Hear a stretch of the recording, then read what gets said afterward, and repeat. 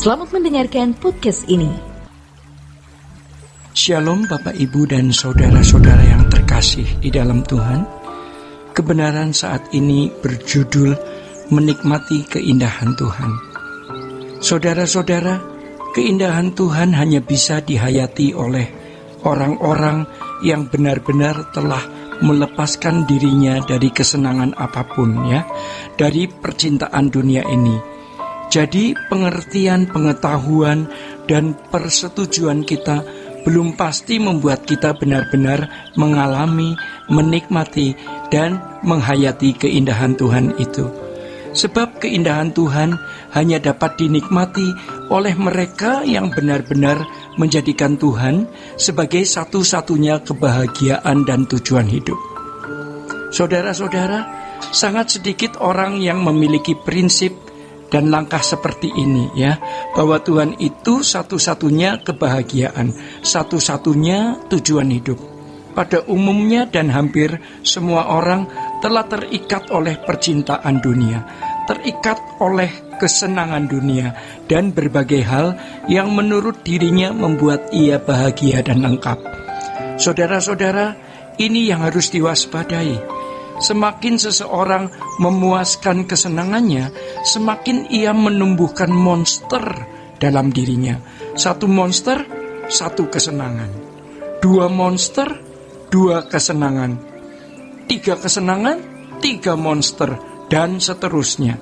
Kalau bukan Tuhan yang menjadi kebahagiaan dan kesenangan kita, kita membuat atau membangun monster. Semakin memuaskan monster itu, semakin kuat dia. Jadi jangan kita berkata sekali ini saja, nanti tidak lagi.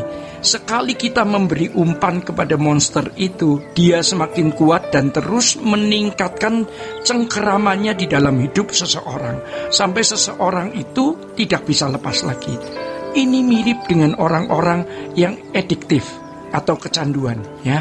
Ternyata kesenangan-kesenangan hidup ini yang telah menggeser selera kita dalam menikmati Tuhan. Saudara-saudara, itulah sebabnya Tuhan Yesus berkata, apa gunanya seseorang memperoleh seluruh dunia tetapi kehilangan nyawanya, dan apakah yang dapat diberikannya sebagai ganti nyawanya? Ayat ini secara tidak langsung mengemukakan bahwa lebih dari segala sesuatu yang dapat kita peroleh dan miliki di dunia ini, tetap ada dalam persekutuan dengan Allah adalah satu-satunya yang kita butuhkan. Saudara-saudara, keterpisahan dengan Allah adalah kematian kekal. Kita harus memandang ini sebagai satu-satunya ancaman dalam hidup. Tidak ada yang boleh dianggap sebagai suatu ancaman dalam realitas hidup ini selain terpisah dari Allah. Kalau orang menganggap ada ancaman lain selain dari Allah, tidak mungkin dia sepenuh hati memberikan hidupnya kepada Tuhan. Tidak mungkin, ya, karena ia pasti masih menyisakan sesuatu untuk yang dia takuti. Ya, ia masih menyisakan sesuatu yang dia takuti, ya. Jadi saudara-saudara, kalau seseorang tidak takut terhadap kenyataan keterpisahan dengan Allah, ia juga tidak memiliki perasaan takut secara proporsional kepada Allah. Walaupun kelihatannya dia santun, ya, beretika, kelihatan sebagai orang Kristen yang baik, mungkin juga seorang aktivis gereja atau bahkan pendeta. Kenyataannya banyak orang Kristen yang tidak takut terhadap realitas keterpisahan dari Allah ini. Mereka lebih takut kepada banyak hal lain, sehingga demi segala kepentingan dan kesenangan, mereka mengorbankan perhatian yang seharusnya diberikan untuk perkara-perkara rohani, ya, guna menjadi anak-anak Allah dan layak menjadi anggota keluarga kerajaan surga. Kalau seseorang tidak membiasakan diri untuk simulasi di hadapan Allah, akhirnya pasti di ujung maut pun tidak pernah memiliki perasaan takut yang benar.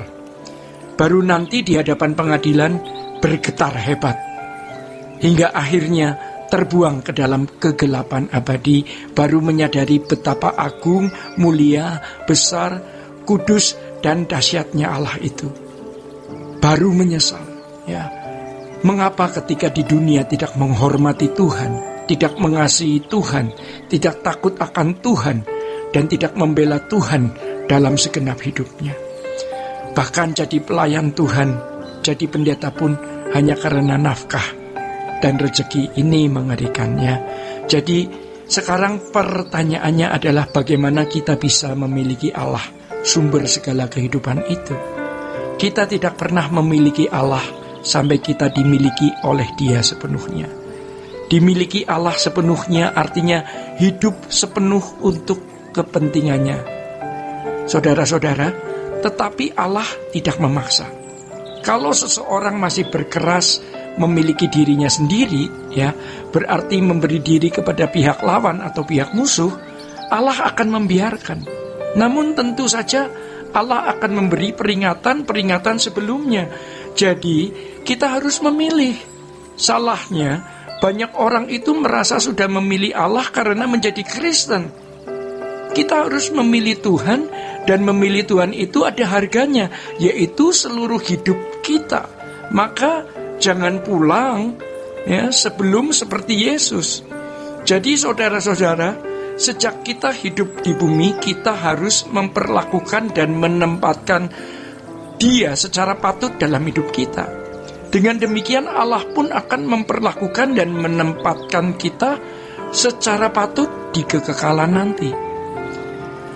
Saudara-saudara, ketika seseorang menyadari kedahsyatan Allah di hadapan pengadilannya nanti, artinya baru menyadari kedahsyatan Allah, dia akan sangat menyesal. Mengapa tidak mengabdi kepada Yang Maha Agung, Allah pemilik segala sesuatu dan pemilik kehidupan ini sejak di bumi, ya. Mengerikan kalau kita terlambat menghayati itu.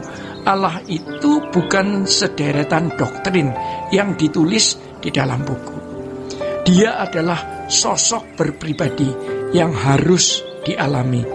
Saudara-saudara, harus diingat, segala sesuatu yang kita bisa berikan kepada Allah hari ini tidak sebanding dengan keselamatan yang Allah berikan. Demikian kebenaran pada saat ini. Tuhan Yesus memberkati. Sola Gracia.